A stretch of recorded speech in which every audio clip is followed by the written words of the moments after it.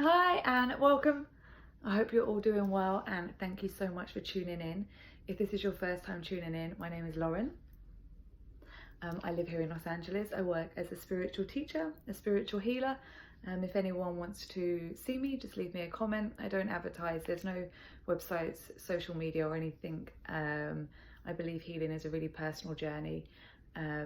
And it's just really important to you. So we make healing about you. If you'd like a session, leave me a comment. You live in Los Angeles and we can figure it out. But more importantly, these videos, this network that we're trying to create, this spirituality, we're trying to create a network of like-minded individuals. And I think today's video, we're going to talk about spirituality and intelligence. What is the connection between spirituality and intelligence? And we're going to do this as simply and as quickly as possible, because the whole premise of all of this as well is to keep spirituality simple and really not to overcomplicate it so anyone can grasp it. So spirituality and intelligence. You know, spirituality is something that really comes from our heart. Intellect, it's phenomenal, you know, it really does get us so far, but human intellect, it is limited. Logic and reason, it does take us on wonderful journeys, but this journey, it is a limited journey. Whereas when we step into spirituality and the true intelligence, our intuition and wisdom, the feelings and the calling from our heart, that's infinite intelligence. That's God intelligence. And you only ever listen to real intelligence when you're listening to your heart. Your heart will always speak wisdom, speak truth to you. It will be pure. You must, in order to, as we discussed in other videos previously, it's important to silence out the noise of the outside world and then come in and listen to your heart. You know, a lot of people think spirituality is something like very hippy dippy and you can dip your toe in and you can dip your toe out. But in order to be dedicated spiritually, it's a huge discipline and it's a way of life, and it really is an intellectual journey because you are mastering yourself. Spiritualism is asking you to know, who are you? You know, one of the highest forms of intelligence that I would really say is emotional intelligence. And that emotional intelligence is really knowing who you are. And that is the first stages of the spiritual journey, or really the most important stages. When you know who you are, you can know another. When you conquer yourself, you can go on and conquer the world. But it sounds easy, but it's tough knowing who you are. And when you know who you are, the real intelligence comes through. Your purpose speaks to you. Calling, the God intelligence, that's what comes to you. Intelligence is something that when we silence our minds so much, if you're meditating or you're doing something over 10,000 hours, maybe you're hiking, you're going for a cycle, you're a swim. Have you ever had that moment where you get downloads, a eureka moment, something, aha, where did that come from? It's genius. You want to wake up in the middle of the night and write something down. That is unlimited intelligence. And that sort of intelligence comes speaking from your heart, from your God center, from your purpose, from your essence, from your truth. Truth and intelligence go hand in hand. We can't be incredibly intelligent if we're not truthful, and that truth does start with ourselves.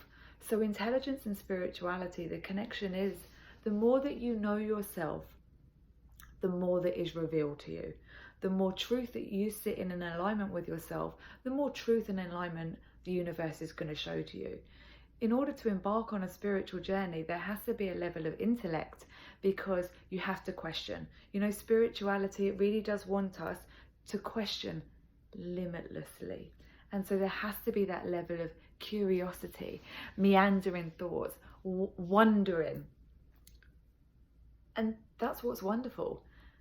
Intellect is always asking us to just be open-minded in order to receive. You know, intellect is never saying that we know everything whatsoever, because there is so much to be known. How are we able to know everything? But the moment that we have the intelligence, self-intelligence, when we are able to control our emotions, when we are able to master ourselves, when we are able to read situations and know how we would be able to react or respond, that is intelligence. Really finding your grounded, centered spot in the world, finding your unique voice, speaking your truth, finding your calling, that's intelligence. It's not necessarily doing an algebra equation. It's not knowing quantum physics. I mean, all of this helps, of course it does. But true intelligence is in your heart. and your heart is saying, who am I? What is my calling? What is my purpose? Can I talk to God? Your heart, you know, fortune favors the brave. Your heart is incredibly strong. Your mind, don't ever be a servant to your mind, because the intellect in your mind is limited. You don't want to be subservient to your thought process, because then you'll be stuck in your ego and you won't be liberated and free. Infinite God intelligence is absolute freedom. It's a limitless course. It's boundless. And when our hearts are so open in order to receive, that is when we receive boundless insights. And as I said, these eureka moments and infinite intelligence. So I hope that kind of clarifies a few things very simply, that the link between knowing yourself and spiritual intelligence are like brother and sister. When you truly know yourself, you truly know another. And that's a really, really important gift. And I think people don't ever underestimate it. We beat ourselves up that we're not on the right diet, that maybe we don't have a master's in here, or we haven't got a PhD. But it's emotional intelligence, it's intuitive intelligence, and it's wisdom. That's what we're really looking out for. So anyway, I hope that clarifies a few things. I hope everyone's having, as I said, a wonderful week. We're coming up to the June summer solstice. Just so much time of love and light and spiritual downloads. Remember, this is really a season when the ancient Egyptians on the spiritual solstice, this was their new year.